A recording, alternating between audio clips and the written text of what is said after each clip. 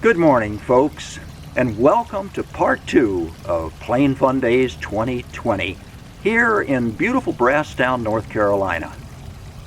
We've got some exciting events in this video, including a couple of great interviews, the games that we normally play, and a brand new event called STOLcross. It's really going to be cool. So stand by and enjoy. This is Wayne Whitley. I'm a retired computer design engineer, and now I create adventure videos for fun. Come along with me and enjoy this Whitley Videos adventure.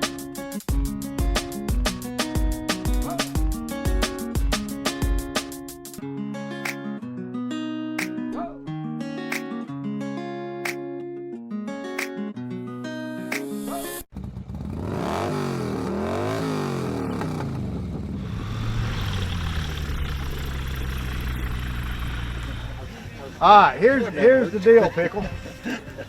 We're going to have two classes here. We're going to have novice and advanced. The only difference is the novice isn't going to land on the hill. The advanced is going to land on the hill. Okay? So what's going to happen is, anywhere there's an orange line on the runways, that is a takeoff line. So you're going to come up here to 3.6 is where we're going to start. You're going to come up to the orange line. You're going to take off. That takeoff is measured. So then you're going to go straight down the runway. You have to pass the river before you turn back to land on the west runway. Okay, so basically you're going to take off. You're going to turn right. You're going to come back and land on the west runway. All right. Down there about where that red car just went is an orange line. You have to go past that line before you take back off again. All right? So orange line's takeoff. So you got to turn around, be behind the orange line that far. I don't want. So then you're going to take back off. Then you're going to go back out for the novice, and you're going to come back down, and right about the taxiway or the other runway is a white line. That will be your last landing for the novice. That landing is measured. All right. Your time will be counted, and your landing distance and takeoff distance will be converted to seconds and be added to your time. Everybody follow that? So if you take off in 30 feet, you got 30 seconds added. If you take off in 100 feet, you got 100 seconds added. All right. So when you land, make sure you stop so we can get a measurement. You're going to be the only airplane out there. Nobody else is going to be in the way. You got the whole field to yourself. So that's novice. Advanced, same thing. Taking off here. Make sure you pass the river before you turn for the west runway. Land on the west runway. Take back off and land on the hill. There's a white line. That landing is measured. So stop, let us get a measurement before you're done, okay? And then we'll calculate those two things.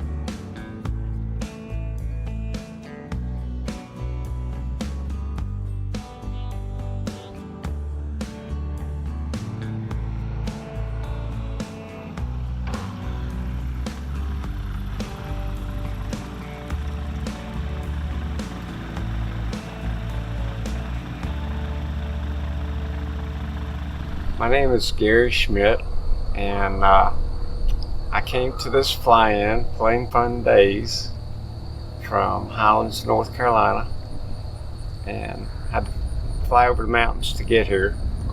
And this place is so beautiful, and the fly-in turned out really good, I thought.